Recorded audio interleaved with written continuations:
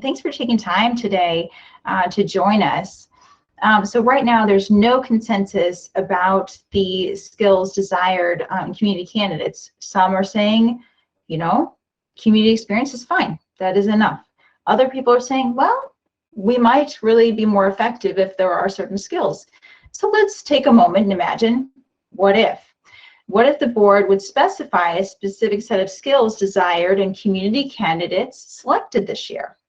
How could the current practices be changed to promote the nomination and selection of candidates with appropriate skills and community support? Panelists will introduce themselves briefly, so I invite our panelists to do so now, and thank you to our panelists again for joining us. So let's go ahead and start with Mikola. Hello, Mikola Kozlenko, or user Nick K. I'm an administrator and Czech user on Ukrainian Wikipedia, board member of Wikimedia Ukraine, and currently serving as vice chair of board, and also member of the project grants committee. And community-wise, I'm involved as well in the Central and Eastern Europe, or CE, regional community, and we are working also on the strategic planning and all this, and a lot of funny stuff in the CE. All right, thank you. All right, let's move on to Lisa. Lisa, please. Great. To introduce myself? Great. Yes, please. Yes, thank you. Fantastic. So hi, everybody. My name is Lisa Lewin. I am based in New York, where I am today. And I am nearing, I think I'm about 3/4 of the way through my very first term as a trustee with the Wikimedia Foundation. I joined at the very beginning of, gosh, in pandemic time, what does time even mean? But it was the beginning of 2018, I believe, 2019, the beginning of 2019, January of 2019, when I joined as trustee. And I am also the chair of the board governance committee. My background is both in education from an industry perspective, and functionally, I've been an advisor in issues of board development and board governance. And I'm super excited to be here with all of you today. It's great to just see all of these faces so dedicated to the movement, and yeah, I've been looking forward to this all week. Thank you, Lisa. And I could say we share a hometown, so I can say you're definitely a dedicated person because we have some of those dedicated people coming from this region. So I really appreciate your work. And Bobby, could you please go ahead and introduce yourself?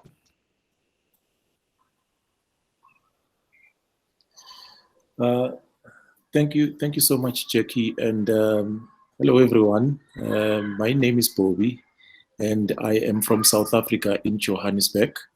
It's evening now here in Johannesburg, and I have been a member of the Wikimedia South Africa chapter for a number of years now. I've joined them in 2013. And it was the beginning of when I started really to edit Wikipedia. I got introduced to the chapter as well. So I did not really, I was a newbie when I was introduced to the chapter. And over the years, I've really had fun.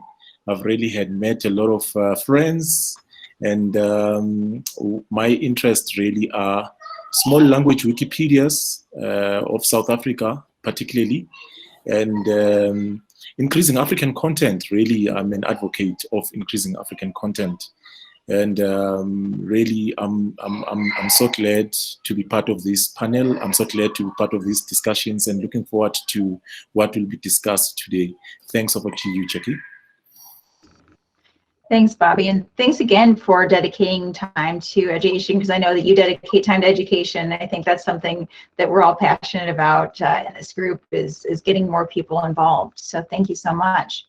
So we're just going to go ahead and start the conversation, and my plan with this conversation is just to go where it flows. Board member of 2 user groups now. I am a board of Wikimedia Tunisia user group and a board member of Wikimedia and Libraries user group. I mainly work on Wikidata related stuff, but before between 2009 and 2019, I was involved in Wikipedia related stuff. So that's all. I just have a side note that me and Bobby are members of WISCOM, which is an advisory board for African communities. And we are de facto members because there will be elections very soon. And we hope that the WISCOM experience will go on because it is a fruitful one.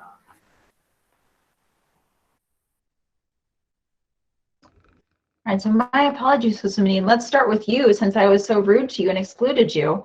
So let me put this question to the panel, and wonderfully the other panelist is on their way, so hopefully they will join soon.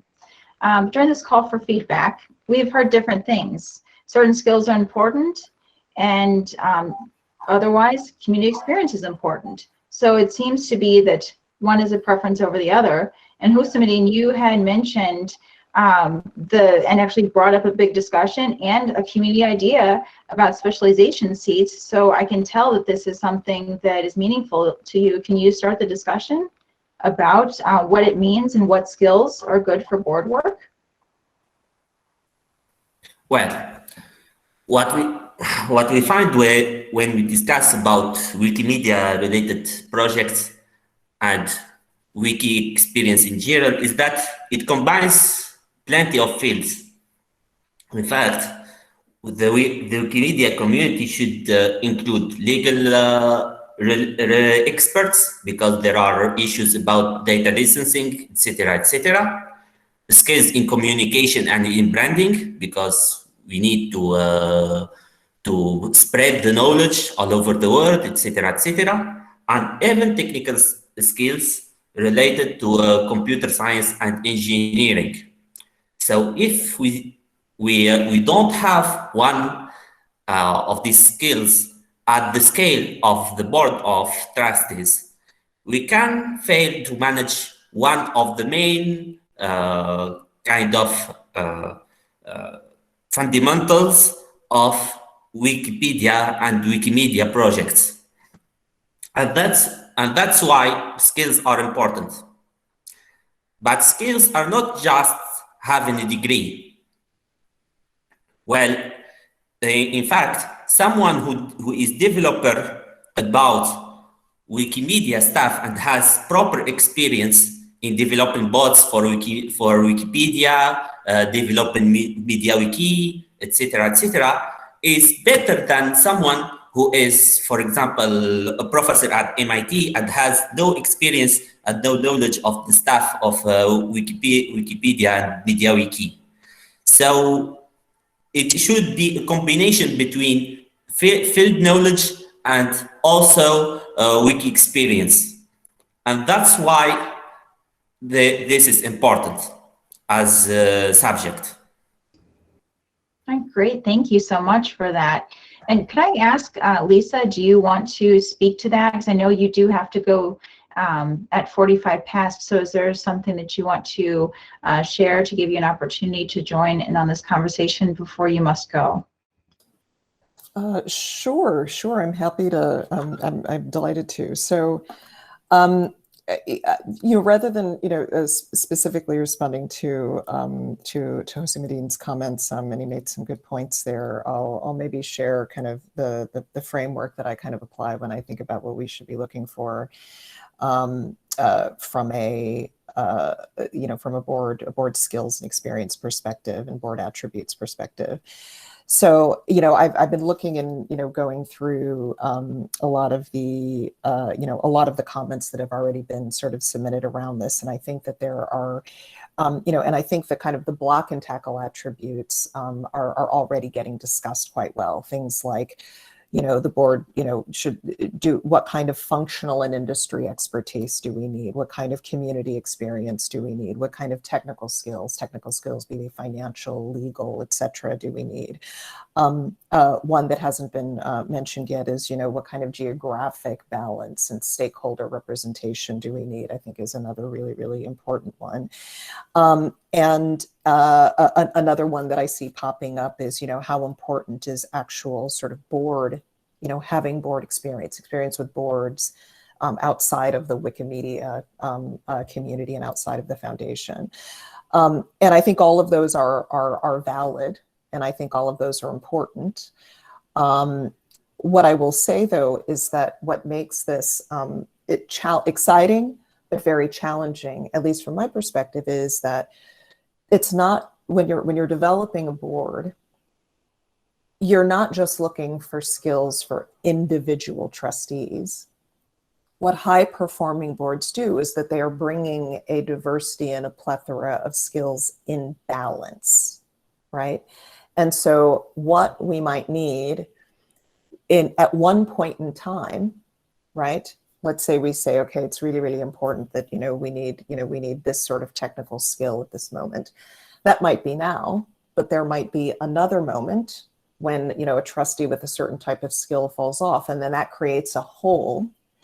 And so what we're solving for, I think, when we talk about that, when we talk about, what rubric should we apply, what set of skills should we apply, really has to be thinking about both. What do we need in any trustee? What are the requirements that we want in any board member?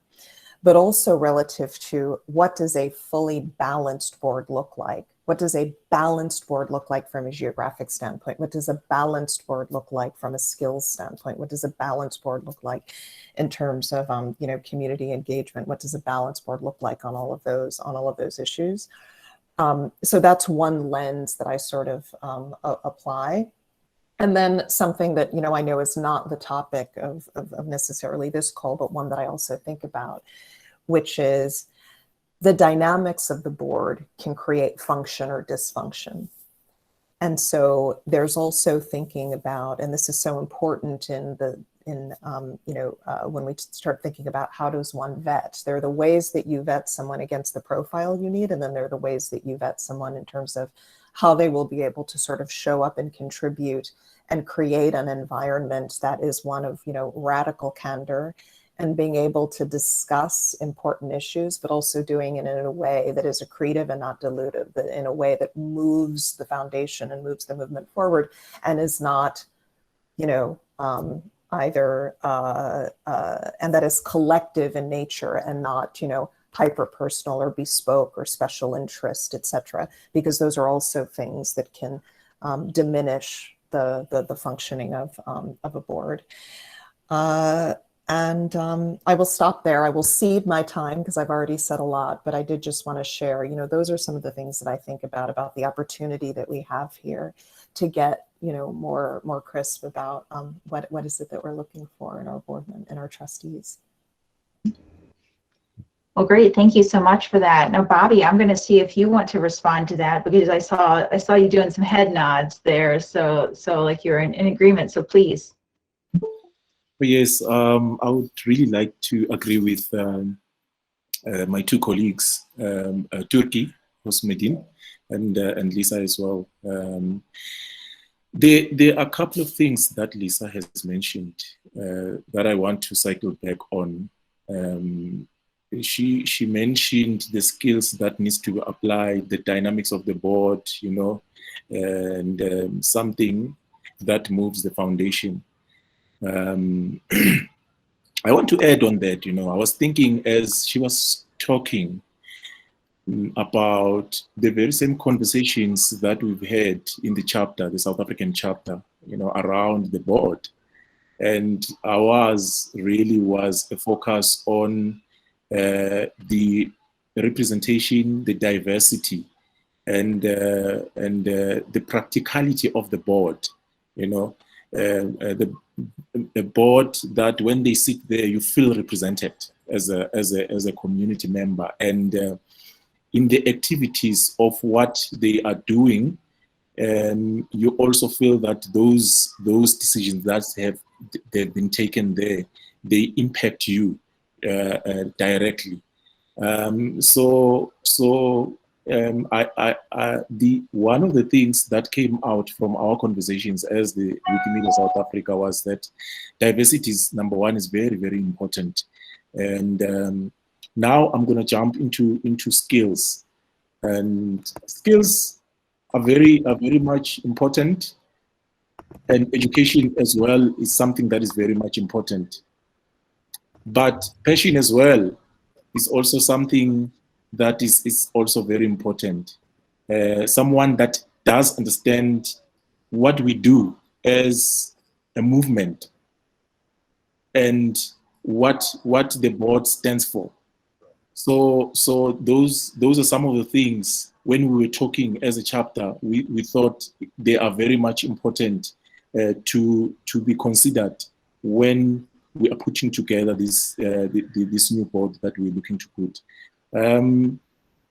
My parting shot here would be to also highlight the fact that there is something that Turki actually mentioned there about balancing. Balance in the sense that you don't necessarily need as much as you need people with those skills like lawyers, like people with that has experience in accounting, and people that have experience sitting in boards before. But you also do need to balance as well, to not really focus on people that are technocrats, because once you focus there, you tend to lose the plot. But I feel that as much as we want to be professional when we are bringing professionals to sit on the board, we also need to have that balance as well, to look at the community itself. What is the vision? Where do we want to take the Wikimedia movement as a whole? Who are the right people that will be sitting there, regardless of their education? But that balance of saying those mouths that will be speaking out, those ones that will be not necessarily speaking in a language that is too much educated, but in a language that is speaking to the community itself, that represents the editor, and that represents the volunteer that does the outreach. So I think it's very important to have that balance, really. Thanks. Over to you. Yeah. All right, thank you for that. Let me just pause here. Mikola, I see that your hand is raised, but Nats has joined us. So please, Netisha, could you take a brief moment to introduce yourself, and then we will go back into the discussion so I can brief you on the questions so you know what we're talking about.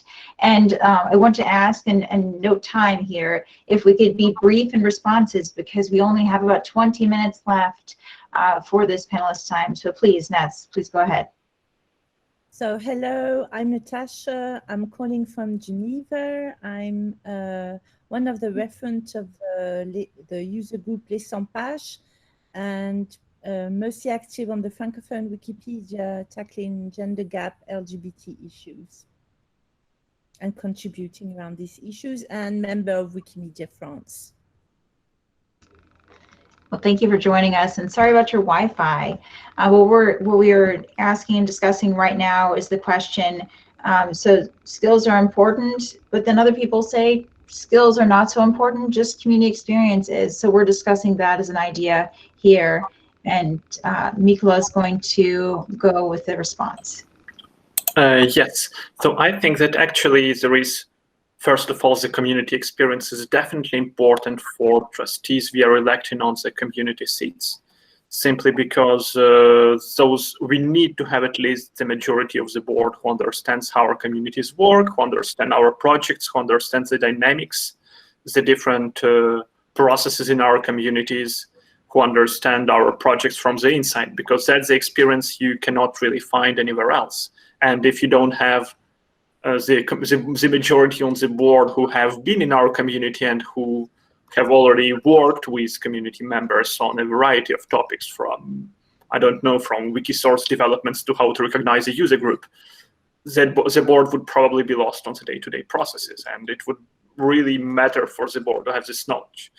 On the other side, there is like one set of skills which, in my opinion, is really mandatory for any board candidates from no matter what perspective is what we can call being a board material, let's say. That's the topics that come up frequently, for example, in affiliate discussions, that you might have qualified people, but who are not made for working on the board.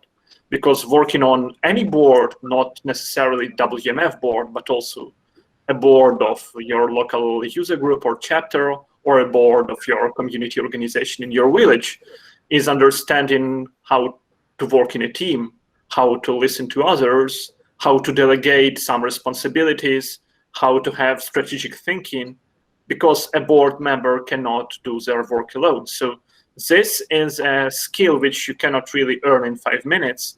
And this is a skill which we really must make sure our candidates have, because otherwise we are basically giving a seat to a person who would probably drive the board to a catastrophe. If this person is not made to work in a team, either this person would be an inefficient board member, or this person would just drive the board into the wall.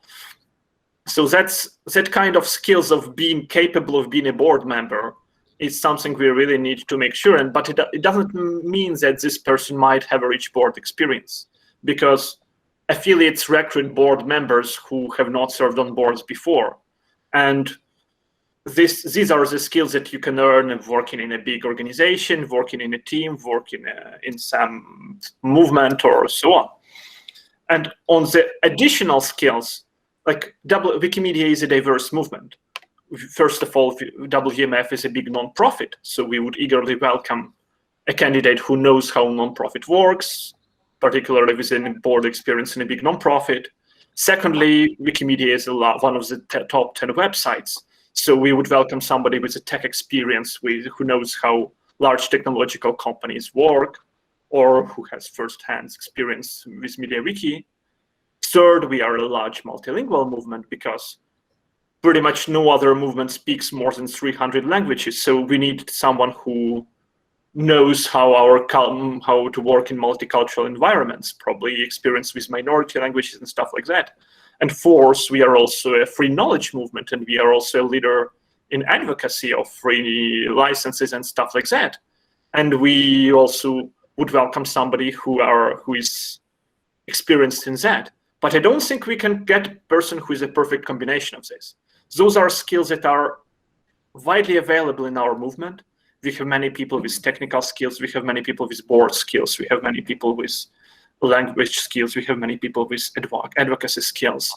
But we cannot get a perfect combination. And we are I think most candidates we would meet in our community would bring probably one of those. But I don't think we should be strict saying, like, you must tick X boxes, because that would not be practical. And thank you for that. We are at 1:30, so I just want to be mindful of that. And I thank you for joining us. And so I'm going to go to Ness, please. You have your hand raised, so I will invite you for comment. Yes, I think we tend to focus a lot on technology, and I think we should bring also people who question the value of technology, the intention behind technology, because we are an open source movement, so we rely a lot on this hacker ideology.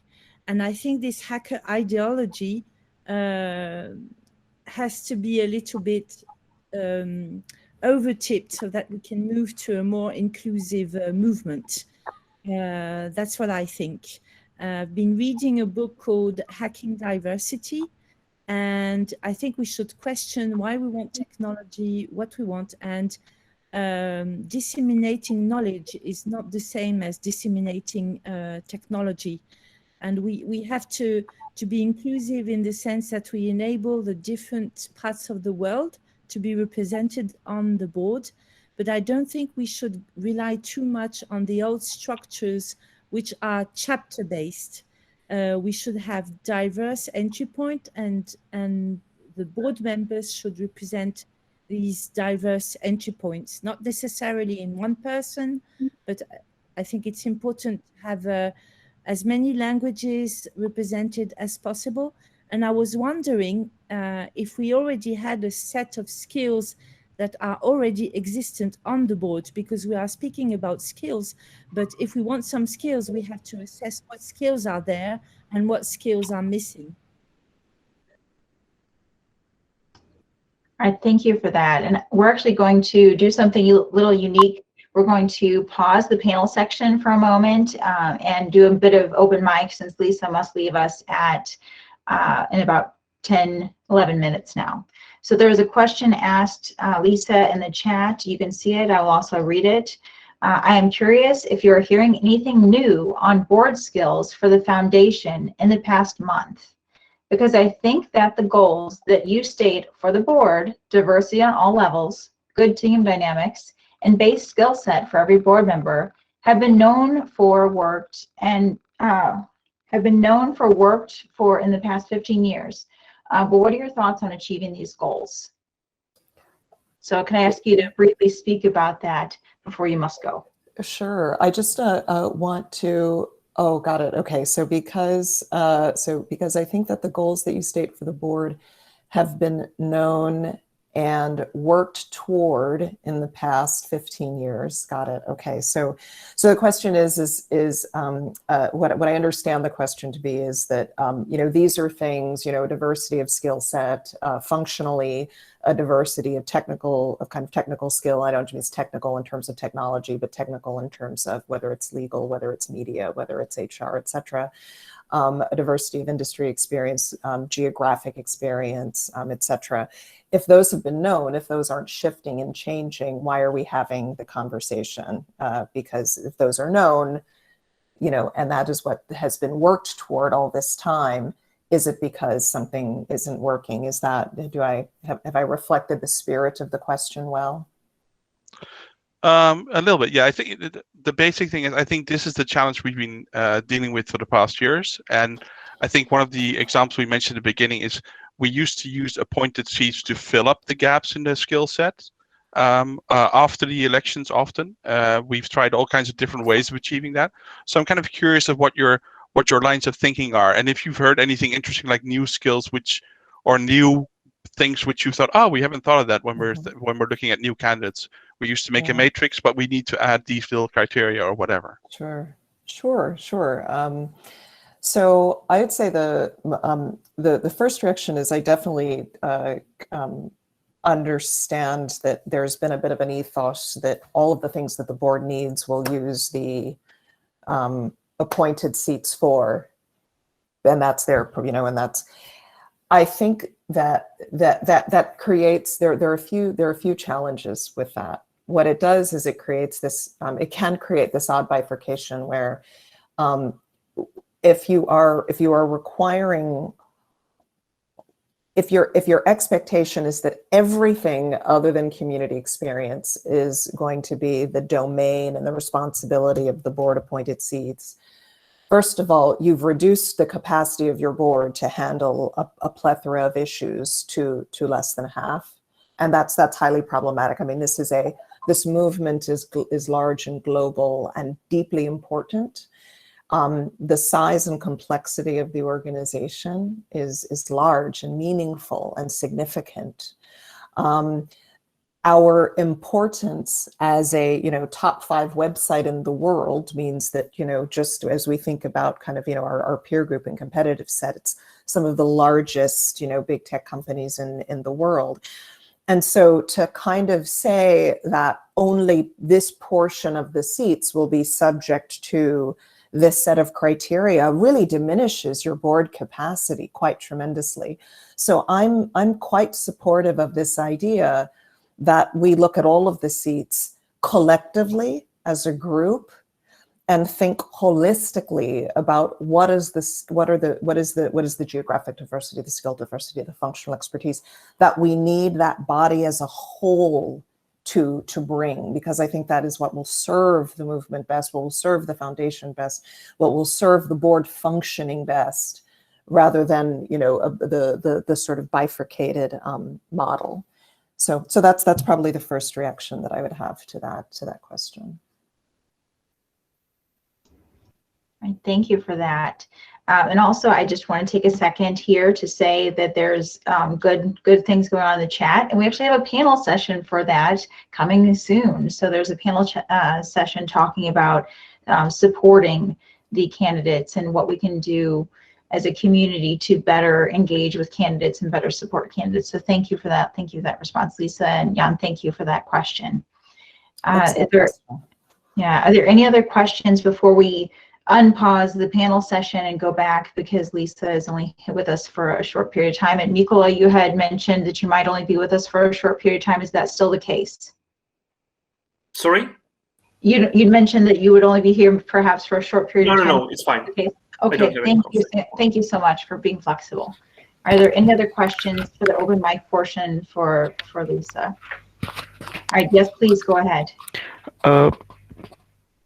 For board position, assuming we have technical skills, we have people skills and everything, is there any plan to engage based on communities as such? There are many dying languages and communities which are really on the verge of extinction. Are there any plan to get representatives from such communities as such? I mean, I'm happy to take a shot at that and then invite others who have a point of view. So I think that that is absolutely the ambition to have a board that is even more representative of the breadth of communities that are represented in the broader Wikimedia community. I don't know if the board that we have today is fully representative of that, and that is what we aspire to. And so I think that is what you are describing, or at least what I think you're describing, was very much one of the catalysts behind opening up this conversation.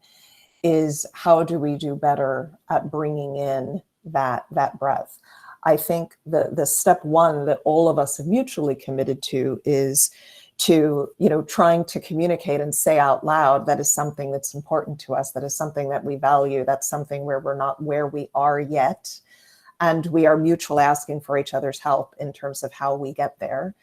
And the goal of what comes out of this process is both, again, that clarity of what is that balance of stakeholder representation, community representation, skill representation, et cetera, that we want on the board, and what is the best way of getting there, right? Is it a suggestion, or should it be a mandate, right? Is it do we get it through, a rubric before the fact, or do we get it through a vetting after the fact? That is exactly what I think the intent, and we'll know that we've been successful, is when we get to the end of this and we feel like we have linked arms around what is the best way to kind of close what I do feel is a current gap of the current board composition with respect to truly representing the plethora of sizes and shapes of the different communities that we have. Well, thank you for that. And I'm sorry, Natalia, I don't mean to be rude, but Lisa must go soon. There's a direct question. Is it all right if you hold your response just for one more moment, please? So Chico put in the chat, to Lisa's point about verification, it goes both ways. Pardon me. Shouldn't board appointed members have the skills to understand and engage with the on-wiki communities? So I don't know, Lisa, you can speak to that briefly before you must go. Sure. I'm happy to share about that. So I think part of the reason that I think there is a real benefit and an asset in having a composition where, more than half of the current board seats are people that are deeply embedded in the community. but I also think there's merit in having these board seats that are representative of people with other perspectives, because as you all know, this is a community is an absolutely critical stakeholder, but you all have other stakeholders. You have your readers as stakeholders. We have, people who invest dearly and fund our work, and they are stakeholders as well. There are staff that are stakeholders, and in a world where companies are being held to task to thinking about the health and well-being of their own employees, that's also a stakeholder, yet another stakeholder community that we need to take into account. And so all of that is to say that I think that it is a feature and not a bug that we have seen fit to say that this is a board where the majority of seats should be people that have that community experience, but that there are folks that are bringing an outside perspective, and people that are bringing an outside perspective that represent other shapes of our stakeholders, of that stakeholder community. It's an ecosystem. And so I'm actually very supportive of that balance. And I also agree that there should be then requirements and means of engagement after, right? Like this type of engagement. If you are going to sign up to be a trustee and to be a steward of this community, you must enjoy and get energy, as I do, in being in forums like this and engaging, right? But to place a requirement that every single trustee must be deeply embedded into the community, I think I think the current state actually gives us some benefits that I think we would lose if we decided to cascade that across every trustee seat. That's my personal view on that topic. I will thank you for that. I appreciate that. And thank you for your time today. I appreciate you dedicating this time and your response. And I think you and Jan are on the same wavelength about getting engaged and being connected. So that was a comment in the chat as well. So thank you for that. Excellent. And let's unpause. Yes, I'm going to head out and just sending big heart out to this whole community for engaging, for taking time to really be thoughtful about this important set of decisions. And it's always lovely to see you all. Take care, everybody. All right, thank you. Bye now. All right, now thank you so much, Ness, for waiting so patiently. We will unpause the panel session, and we will continue for about 12 more minutes in the panel portion of the conversation, and then we will switch back to open mic. So thank you for your understanding, everyone. So could I ask perhaps how skills might play into this? Maybe which skills you think might be important, or is it important to assess community skills to see how that fits on the board? I need to clarify one thing before I can move with the discussion. So the problem is that the community chosen members of the Board of Trustees do not lack skills. In fact, all the kind of members that were elected, James, Danny, Maria, etc., have skills. What we deal with here is the imbalance of skills, rather than the people assessing if people have skills or not, to move with letting them overwhelmed by criteria for nominations, etc. So that's the point. Well, I heard Lisa talking, and I have seen that it is true that sometimes we need people outside the Wikimedia community to help us get along with, for example, R&D industry, for example, the funders, etc., the government, etc. However, what I have seen from the people that have been appointed is that I can name 4 or 5 people for each reason for the assignment that can be fulfilled by 5 or 6 people from the community itself. So why should we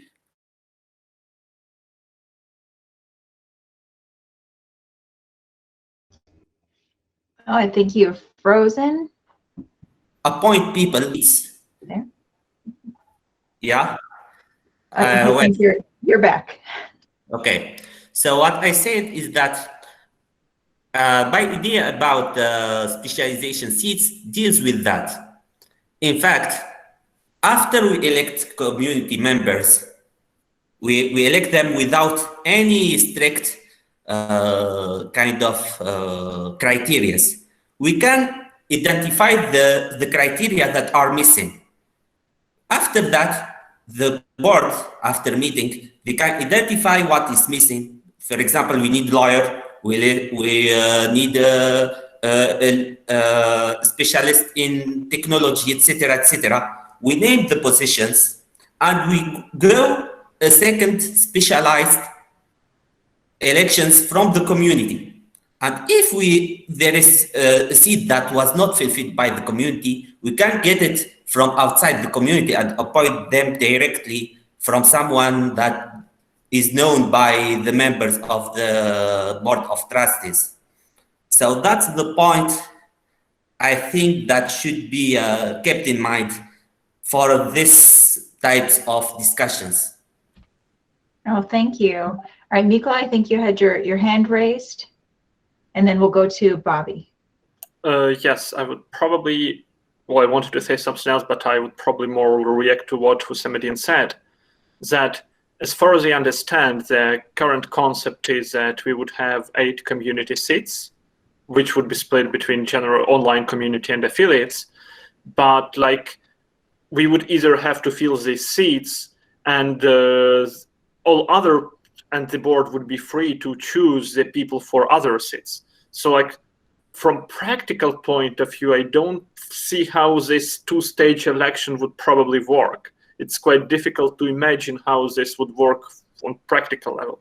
What can probably be more practical is, for example, that we had like 3 community seats in the past, and now we are moving to 5.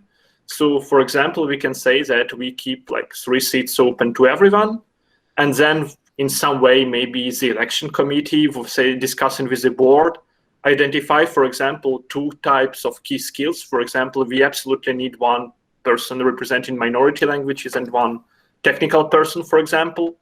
And we proactively recruit candidates for like 2 special seats, making sure that we still at any election must have at least 1 or at least some number of seats open to any candidate, so that we have a full democratic election. Because what is personally important for me as a community member, that this stays a democratic election, and like there is a democratic link between these board members and the community, that they feel they're not there just because they are qualified, but because they are also entrusted by the community.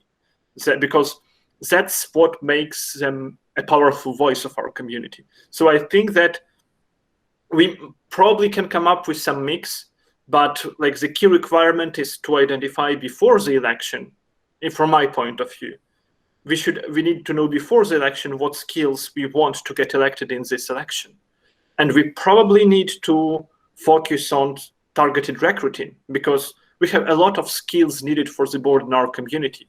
We are just not very good at convincing people with these skills to nominate themselves. So if we know that, for example, we need a person with minority language experience, we need to say like a few months before the elections that we really want to get a minority language person elected in this election. Given that we still, I think the 2 requirements I mentioned, the community experience and being sort of board material, still should be there. So this is not an excuse for a person to have 0 community experience or be not qualified at all to serve on any board. But we need to targetedly recruit these people to stand for the election if we want these skills to be represented. Otherwise, we don't get them. And thank you for that, Mikula. And I also am pasting in the chat the support for candidates panel session that we have coming up tomorrow. So that is a good one to actually connect what Mikula was saying here about this. We've had lots of great discussions. So let me have, what we're going to do, since time is short, is have Bobby briefly respond, Nat briefly respond, then we're going to move to open mic. Okay, thank you so much. I think most of what I wanted to touch on has already been highlighted by Hosmedine and Nicola as well, and Mikola as well. But I want to go back to the issue, the point that Lisa made about bringing different stakeholders, especially the stakeholder that is a funder and the stakeholder that is a reader. I feel that, and that is my personal feeling really, I feel that as much as we need representation from that end, as much as Lisa's view is that we need to have representation from that end, my personal view, I think that maybe we don't need some of them. We might not need the volunteer because they might have great influence, really. You know, the person that puts money, they might, you know, have great influence on the directions that the board takes. I want to, as a parting shot, I want to vote for community elections of representatives so that we have more representative in the board. I think for me, really, what is very much important is to have someone that understands how the movement works, and diversity for me is very, very much important. And someone that will go in there and sit there and speak, you know, and someone with passion about where they're coming from, but someone that will not just be a seat warmer, someone that will speak, you know. Whether some of the board members, you know, don't like what they are saying, whether they like it, but the person needs to speak, you know. So that for me, that's very much important. I like that what we call in South Africa the comrade spirit, you know, because as Hosmedine has already pointed out, we already have the skills. So yeah, I'm just going to stop there. Thanks, over to you. Okay. Thank you. Please, Nat, go ahead. Okay, so I'm going back to what I was saying before, because I was going to language skills, which doesn't mean that you need to master all the language, but you need to have some experience about how to bring different languages together. And I speak from Switzerland, where we do translate for everybody in every session, and we need to move out of that Anglo-centered prism to be more inclusive. So someone who has a vision about that, that's the first thing. Then we need people with the vision, with the clear vision when they candidate. Too often the candidates are not very, maybe I'll say abrasive enough, what Bobby was saying, not ready to speak up, because you might not be elected if you show the color of what you are representing. So we need to have people with a clear vision of what has to be implemented, especially what regards harassment and the application enforcement of the code of conduct.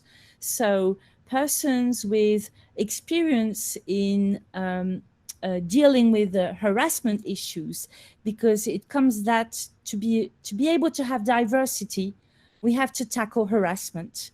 I mean, the people who contribute a lot, who are women, who are Afro-descendants, who are not white, and who are LGBT, are facing a lot of harassment. So if we are going to have a democratic process, I'm a bit afraid that the harassment stemming from the community will step on the board. So we need to be, if we need a skill, is we need people who are dedicated to not allow harassment and have a clear vision about that. Well, thank you. Thank you again to all of our panelists. We're going to now close the panel session and open the open mic session. So please, can I invite Moton to go over the logistics for the open mic session?